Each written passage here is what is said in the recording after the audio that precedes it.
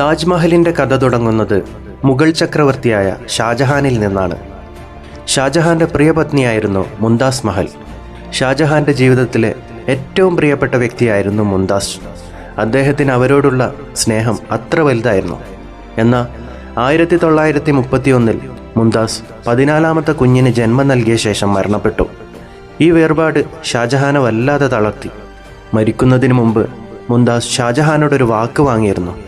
ലോകം കണ്ടിട്ടില്ലാത്ത ഏറ്റവും മനോഹരമായ ഒരു ശവകുടീരം എനിക്ക് വേണ്ടി പണിയണം.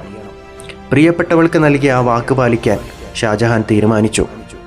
യമുന നദിയുടെ തീരത്ത് മുംതാസിൻ്റെ ഓർമ്മ നിലനിർത്താൻ ഷാജഹാൻ ആ സ്മാരകം പണിയാൻ തുടങ്ങി. ഇതാണ് ലോകപ്രശസ്തമായ താജ്മഹൽ. 22 വർഷമെടുത്തു ഈ സ്മാരകം പൂർത്തിയാക്കാൻ. ഏകദേശം 1632 മുതൽ 1653 വരെ 20,000-ലധികം തൊഴിലാളികളും വിദഗ്ധ ശില്പികളും ഇതിനായി പ്രവർത്തിച്ചു. താജ്മഹലിൻ്റെ ഏറ്റവും പ്രധാന പ്രത്യേകത അത് പൂർണ്ണമായും വെണ്ണക്കല്ല് കൊണ്ട് നിർമ്മിച്ചതാണ് എന്നതാണ്. ഇത് രാജസ്ഥാൻ, അഫ്ഗാനിസ്ഥാൻ, ചൈന തുടങ്ങിയ പല രാജ്യങ്ങളിൽ നിന്ന് കൊണ്ടുവന്നതാണ്. സൂര്യപ്രകാശത്തിലും ചന്ദ്രൻ്റെ വെളിച്ചത്തിലും താജ്മഹലിൻ്റെ നിറം മാറുന്നതായി തോന്നും. രാവിലെ ഇളം ചുവപ്പ്, വൈകുന്നേരം പാൽ പോലെ വെളുപ്പ്, പൂർണ്ണചന്ദ്രനുള്ള രാത്രിയിൽ സ്വർണ്ണ നിറം എന്നിവയൊക്കെ ഇതിൻ്റെ പ്രത്യേകതയാണ്.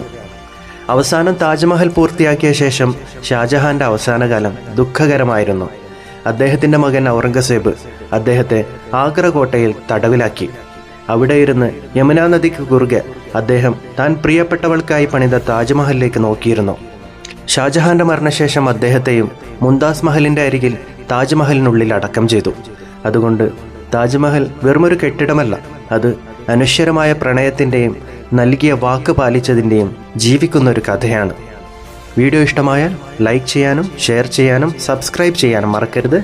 നന്ദി, നമസ്കാരം.